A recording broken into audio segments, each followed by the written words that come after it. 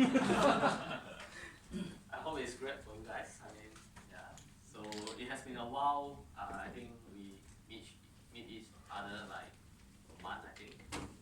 Yeah. So and also I think thanks Chun Lin and the crew for preparing us the pizza at the venue here and do all the logistics things. Yeah, especially the Wi-Fi password. Yeah, I think it's quite critical for everyone's. And yeah, so what else? Chun Lin, do you have any announcement? No, later. Okay. Yeah, so I'll be the first one who gives the speech, then followed by Eng Sung. Eng Sung? Yes. Yeah, then probably. Yeah. Yeah. So yeah. So I will start my topic, which is having hard time to actually digitalize your business documents. Okay, so I guess maybe I ask a question. Do you have these kind of problems in your workplace or your business? Do you face this issue? Don? No? So it's basically you have, right? Yes. Yeah. So some of you have, some of you don't have. Okay.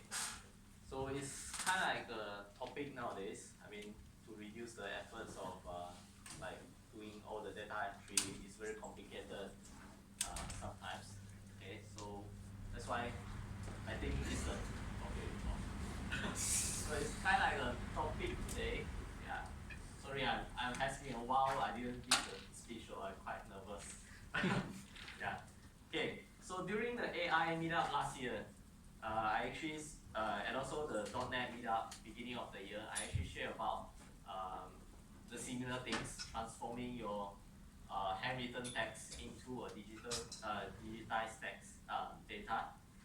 So what we discussed about this is actually we use OCR or handwriting text recognition API of the Microsoft Cognitive Services, and also a combination of custom vision, which is custom vision. If you guys had attended the previous session, I think custom vision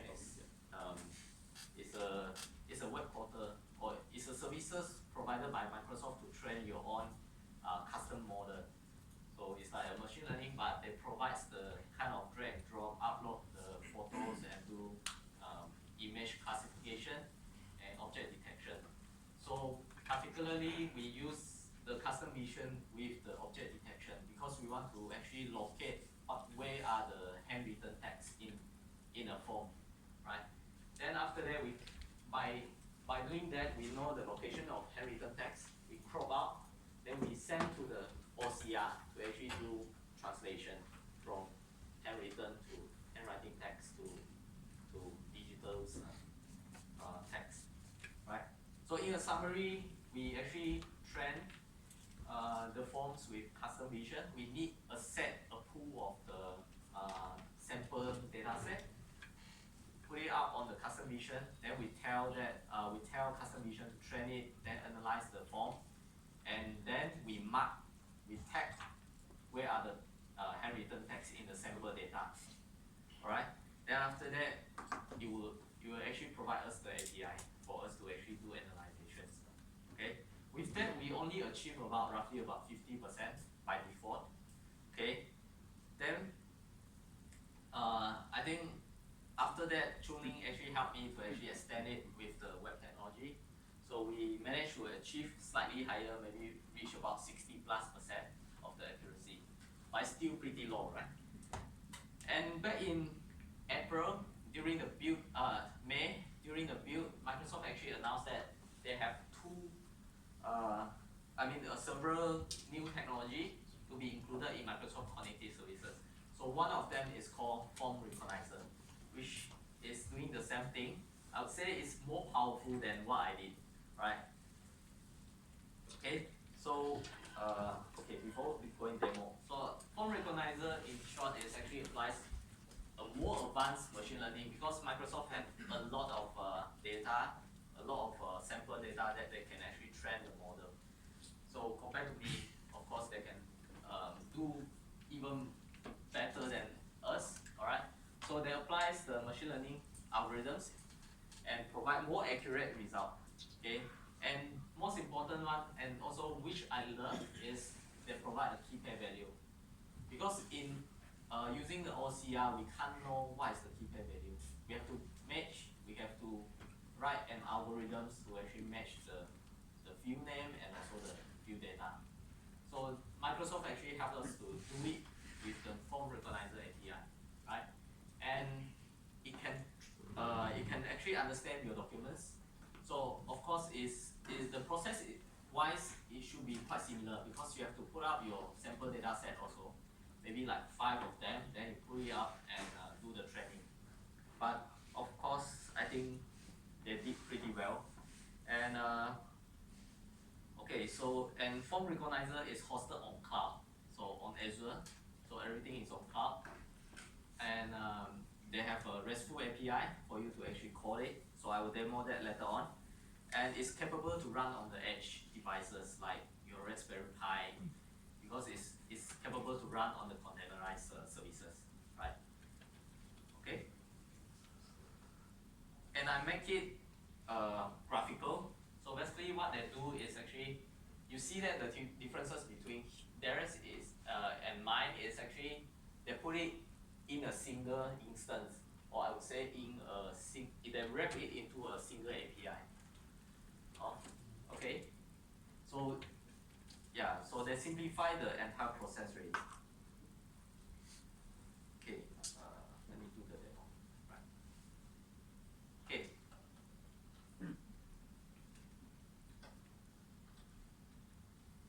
Okay, so this is one of the API endpoint of the API service. So it's called trend, right? So as what its name is actually telling us, we have to actually, it will train our sample data. So that's why you can see that I actually pass in basically a parameter, and the parameter is actually the source of the sample data. And what we need to do is we actually have to create a blob storage. Where's my mouse?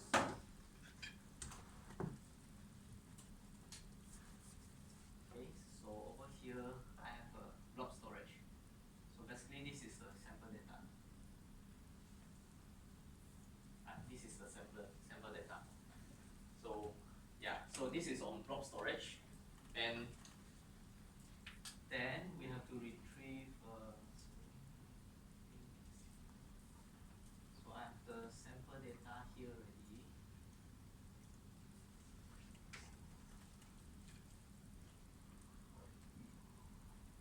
Okay, so what we have to do is we upload the sample data to the blob storage. Then after that we get the SAS, the signature, the string. Okay, then we say just create, and it will give you the string like this, right? Yeah. So this is the representation of is the link for the blob, basically the input container there. Okay. Then we can call it.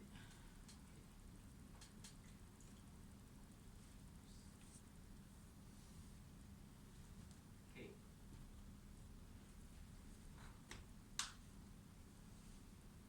So in fact, I don't have to call anymore because it's basically like trend ready.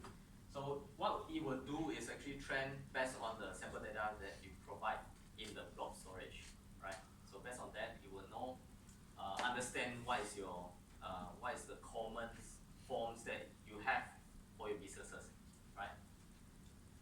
So this value, how did you manage to attach this files? Is actually splitting from the data from the blob storage? You mean the link, right? Just on the blob storage. The PDF files.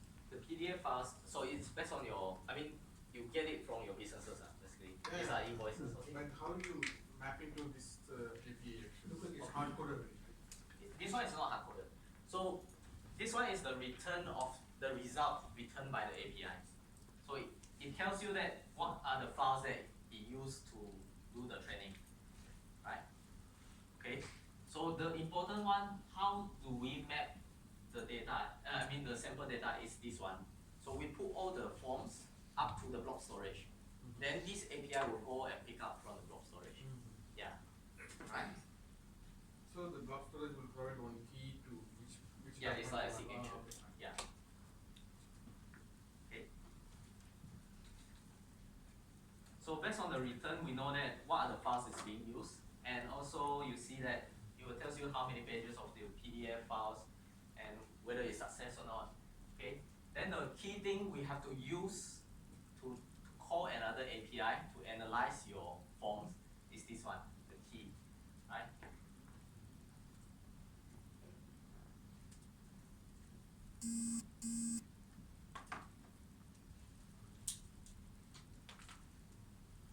Right, so we have to put in here.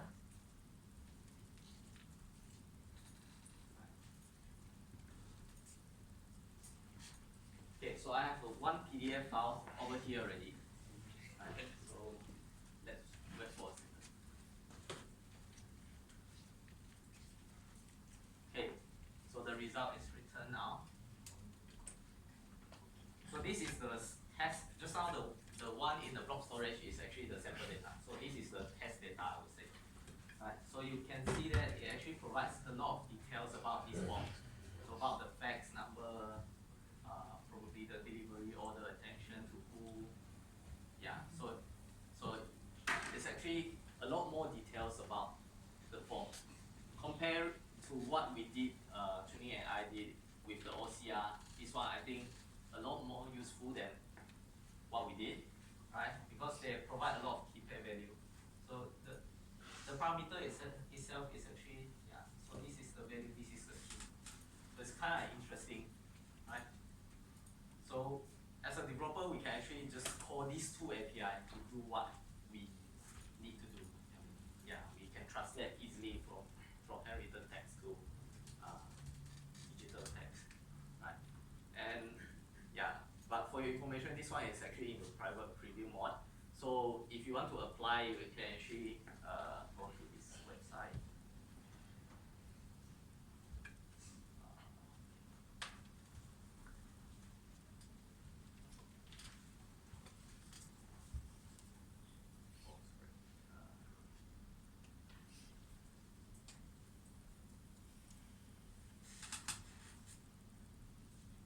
Right, just contact them and apply today. So they will reply you like maybe like 3 to 5 days, I would say. Right. So you can go into details also. Yeah. So just click here on this form. All right. So I think, and soon we'll share about a little bit more detail in depth with the Power BI. So basically, Power Apps. Okay, Power Apps. I think from the backend they also use this API as a foundation for the feature. Right? Okay. Yeah. Okay. So yeah.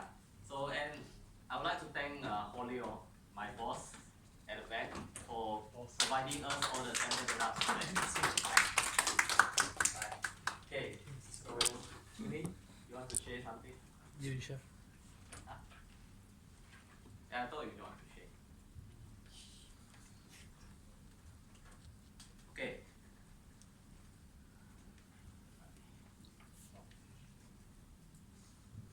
Okay, so this is our blog. I mean, you can follow us on this website.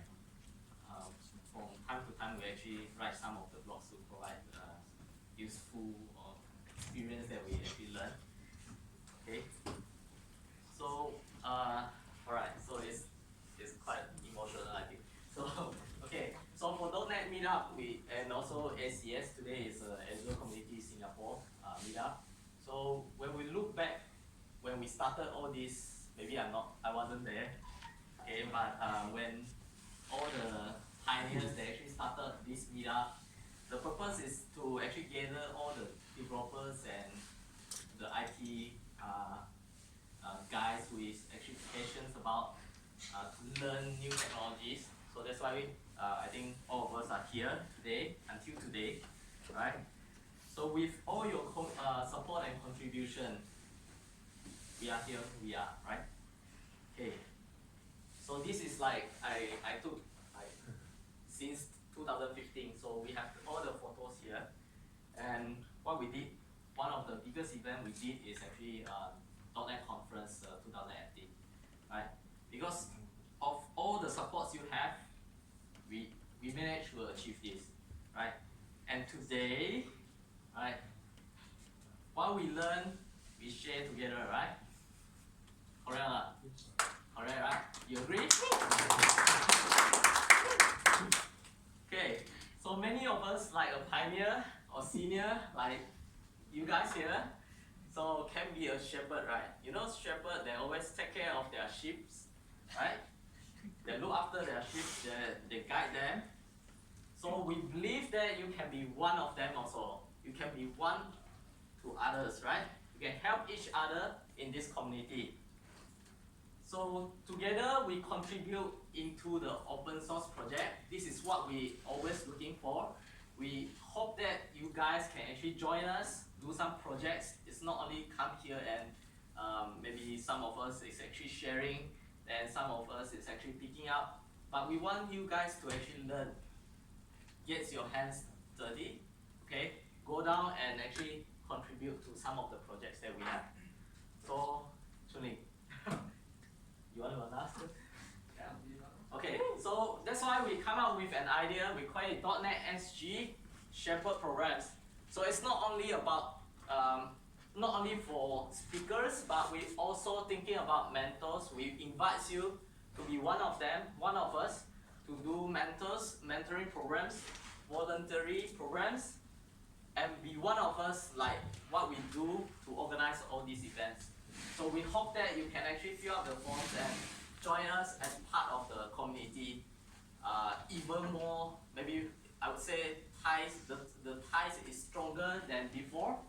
Okay, and another thing is we also would like to actually announce that now we want to actually make the form processing which we did last year under this .NET SG open source projects. So we want to open up this project for you guys to access and try it out, and maybe you can think of something better and use it for, provide others to actually use it, right?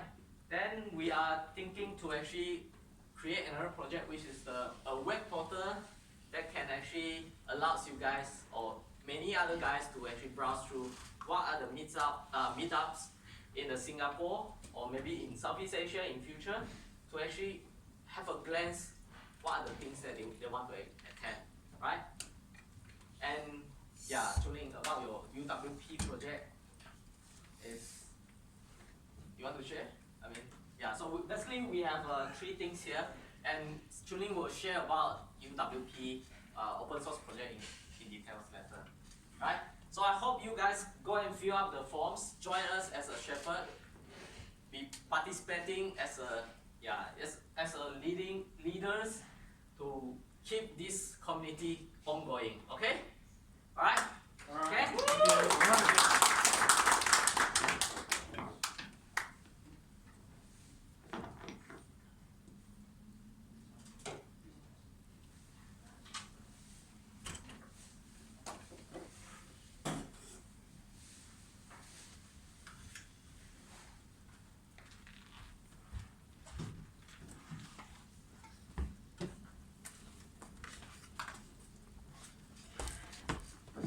Okay? Hello, I'm Chun Lin. So I'm not one of the speakers tonight, but I wanted to say something. It's like we watch YouTube, sometimes the advertisement come out. Advertisement, okay? So just a bit of time. So this is the UWP project that I'm doing, because one of my friends, his name is Riza, before he goes to holiday, he asked me, why don't you do something about UWP? Okay. So that's how I get the idea from. So what's so special about this project is like, if any of you are interested in desktop application, Windows has been approved a lot since WinForm time. So now there's a WPF, there's a UWP for you to play around with. And in fact, let me see. I don't have it here, but in fact, if you this is our YouTube channel. In fact, if you go to our, let me see, .NET Foundation. I hope my search history doesn't appear here. Otherwise, it will be very awkward later. Okay, if you go to .NET Foundation, actually this week they just talk about desktop application in one of their community stand-up. Actually, it's quite interesting. They just they will go through with you like what's happening in UWP XAML Island, which is bringing the new UI control from UWP back to your WinForm. So your WinForm will look very beautiful now. And they also announced the MS App Center. Last time we talked about MS App Center, it's always about mobile. Now they are available for desktop application as well. So it's very interesting. It's a 1 hour talk. You can go and watch about it. So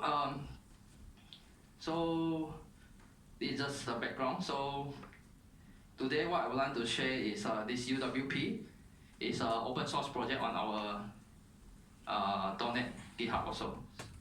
So if you go to our homepage .NET.sg, there's a link here called code. Then click on it. It will bring you to our GitHub application, a GitHub repo. Then the first one, UWP 001. So why 001? Because I hope I can reach 999. Okay. So this is our first project. Basically, it's a project for us to do photo processing with Win2D and WinUI. So if you are interested about this new control, new interface, you can look at WinUI. And they are coming to WinUI version 3 already. And Win2D is for you to do this crazy thing. I can demo a bit. So basically, it's like all those functions that will make girls crazy, like to blur their faces and so on. Yeah, for example, this, okay. So, never mind. Okay, yeah, so these are basically how it looks like. So all the codes are available on the repo. So if you are interested in Win2D and WinUI, this is the effects that we are using. From Gaussian blur, hue rotation, contrast saturation, grayscale, yeah. So if you are interested, please contribute, like raise an issue and say how it can be better. And I will thank you for your contribution by inviting you to be our member. So next time you can log in, then your GitHub will have these pages. And it's like, well, okay, this one you need to join Audio, then you get. Okay, this one you need to join the .NET Foundation, then you have. This one you contribute in our project, then you have it. Yeah.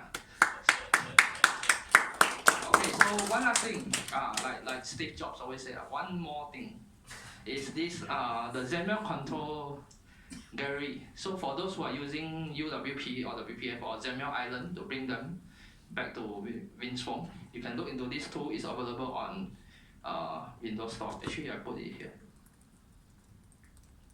It's one of my reference.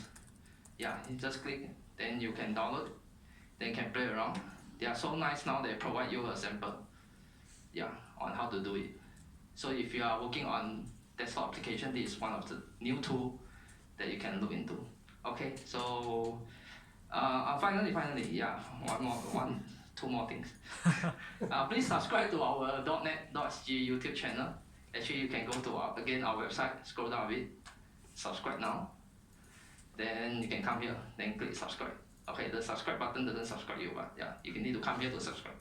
So we now have 47 people, so we can't have the customized UI yet. Please help us to reach 100. Maybe when I reach 100, when you reach 100, I will sing a song there. Okay. Thank you. And okay, so the second last thing I would like to share is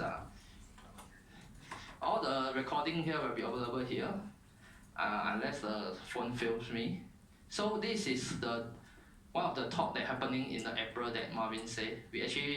I actually went to Japan, Tokyo, Microsoft Japan, to talk about the Microsoft Quantity Service. So you can see what are the things that we built last time. It's over here. Okay, so that's all. Thank you. So I pass the time to Eng Sun. Thank you. Sorry, yes. what's the real use case for using the desktop? You can use the web application as well, but